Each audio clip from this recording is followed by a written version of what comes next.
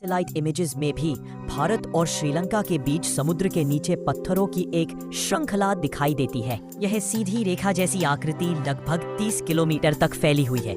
कुछ लोग इसे एडम्स ब्रिज कहते हैं, जबकि करोड़ों भारतीय इसे राम सेतु मानते हैं। वैज्ञानिकों का मानना है कि ये संरचना 7000 साल से भी पुरानी है। रामायण की कहानियां भी लगभग इसी काल के आसपास की मानी जाती है।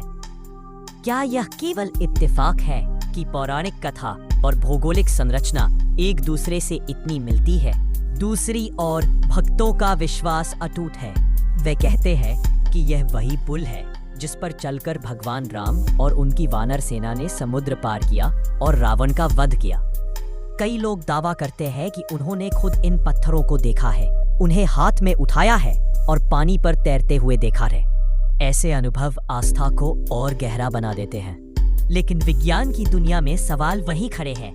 कुछ वैज्ञानिक कहते हैं कि पमिस स्टोन्स सच में पानी पर तैरते हैं, लेकिन लंबे समय तक नहीं। धीरे धीरे वे पानी सोख लेते हैं और डूब जाते हैं। फिर रामेश्वरम के पत्थर इतने समय से तैरते कैसे बने हुए हैं? क्या ये साधारण पमिस स्टोन से अलग है, या फिर इनमें वाकई कुछ ऐसा रहस्य है जिसे हम अब तक समझ नहीं पाए हैं? इतिहासकार मानते हैं कि इंसान ने हजारों साल पहले भी बड़े बड़े निर्माण किए थे, जिनके राज आज तक पूरी तरह खुल नहीं पाए हैं। तो क्या यह संभव है कि राम सेतु सचमुच इंसानों ने बनाया हो और यह पत्थर उसी पुल के बचे हुए हिस्से हों?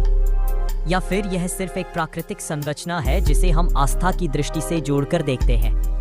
सोचिए, अगर सचमुच ऐसा कोई पुल समुद्र पर था तो यह इंसान की सभ्यता का सबसे बड़ा निर्माण होता। और अगर यह पूरी तरह प्राकृतिक है तो यह प्रकृति का सबसे बड़ा रहस्य है।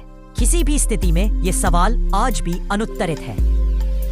तो दोस्तों, अब सवाल आपसे है, क्या आपको लगता है कि रामेश्वरम के ये तैरते पत्थर भगवान राम की सेना का चमत्कार है, या फिर ये सिर्फ भूगोल और विज्ञान का खेल है? शायद सच दोनों के बीच कहीं छिपा है। आस्था हमें एक दिशा दिखाती है और विज्ञान दूसरी, लेकिन रहस्य वही है और रहस्य आज भी जिंदा है। अगर आपने इस विषय को पहले कभी सुना है या आपके पास इससे जुड़ा कोई अनुभव है तो कमेंट में जरूर बताइएगा। और अगर यह वीडियो आपको रोचक लगा हो तो इसे लाइक और शेयर करें और चैनल को सब्सक्राइब करना मत भूलिए। हम फिर मिलेंगे एक और रहस्य के साथ।